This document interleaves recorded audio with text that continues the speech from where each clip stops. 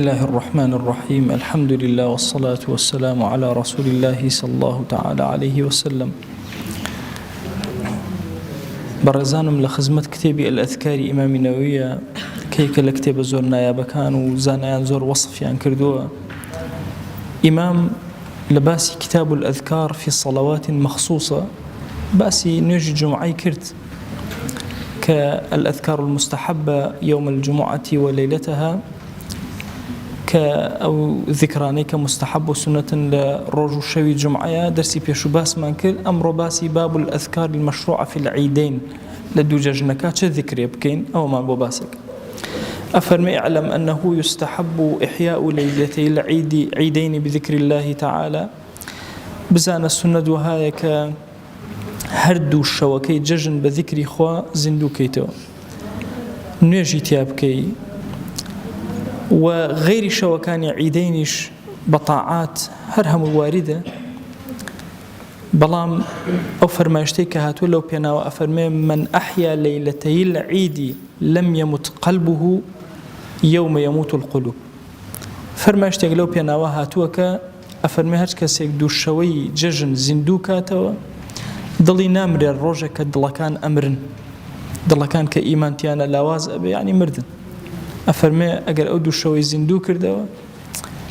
أو رجاني كضلتي أنا أمري ضلي أو هرب زندوي أمانته للرواية اشتراها توا وروي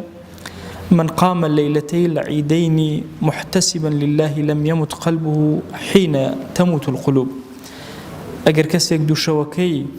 زندو كردوا محتسبا لله تنها نيتي خوابو لبرخاتي خوا أو إجابة جاكر ضلكي نامره لما ندرس قاري أبي أمر رواية إمام الشافعي رواية كردوة ابن ماجه هنايتي إمام النووي فرمودك ضعيفة أفرمي لأبي أمامة بمرفوعي وموقوفي هردوشي بسندي خوم رواية كردوة هردوشي هر ضعيفا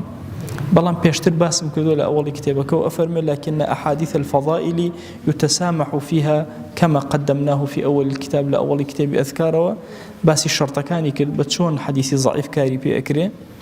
لفضائل أعماله لو كردوا باشاني كإنسان أيكا هند جار فرماشتكاني في غمبر صلى الله عليه وآله وسلم كاريان في أكره ولو كان درجي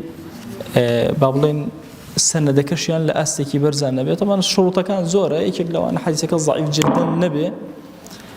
أو يكدو حديثك لباسي اعتقاد نبي مثلا عقيدة نبي فضائل أعمال بي سيشتيق نالي بيتشواني حديثك كان يتربي يعني حديثك الصحيح بلين بهز من هي حديثك من هي الأوازة أم شتيكي تيها بيتشواني أو النبي إثر أمانيتي أبو لفضائل أعمالا لكردوي زياترا جيب جيكر إما قاعدة من هي لمسائل فضائل أعمالا قاعدة كش أمية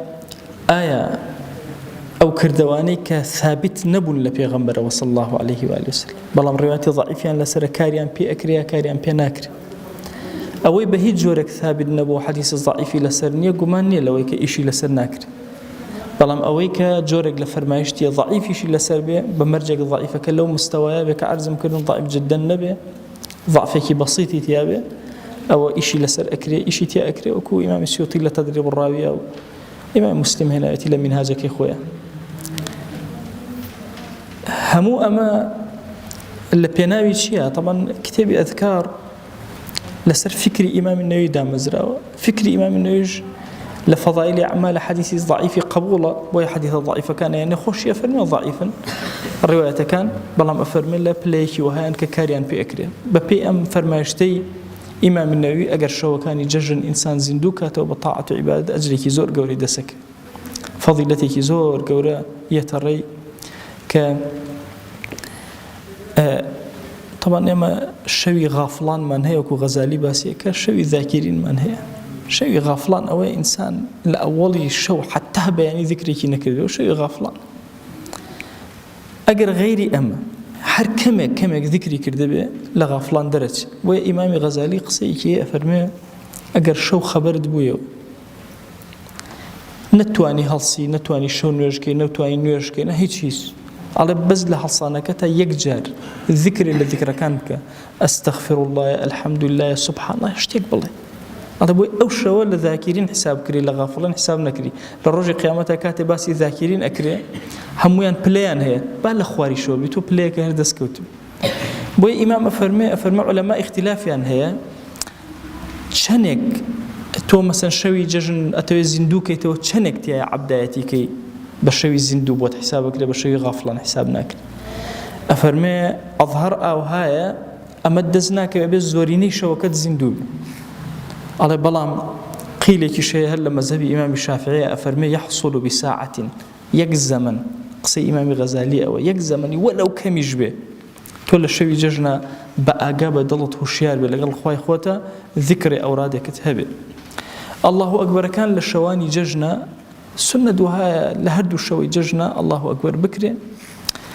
ولججني رمضان أو رجيك أواء لأخير رجي رمضان وكسرتاي أو أكا ججن أكا لو شو إتر الله أكبر دس بأك لدواء نيجكان لغير أوكاتا حل هركو خلق كوبنا وسنة الله أكبر كان طبعا ما السنة يجي فراموشة من رومانية مثلا لبعزارة الله أكبر كي أو تنهل لمزقوت كان الله أكبر كينو طاو لا لكوا ازدحام خلق أبو خلق كوبنا وبيك ومجالس الله أكبر سنة تيا بكري حتى لما الله كان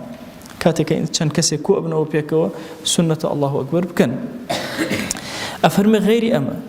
بكاتك أروي بري وكاتك دانش حتى مضطجعا كاتك راك شاوي حموي وفي طريقه بصرق كان كأروي الله أكبر كلمزقوته وعلى فراشه حتى لكاتي خوكانت الله أكبر ذكر كان طبعا هندي كان كاتي مخصوص يعني وأجركي زوزو قوري إيش لو أنا ذكري الله أكبر طبعا الله أكبر معناه كي زور قوري هم عقيدة إسلامي لا الله أكبر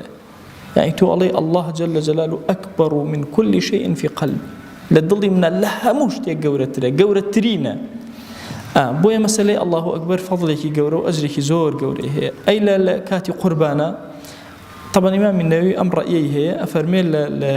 بربيان الرجع عرفه ودس بيك بربيان الرجع عرفه ودس بيك حتى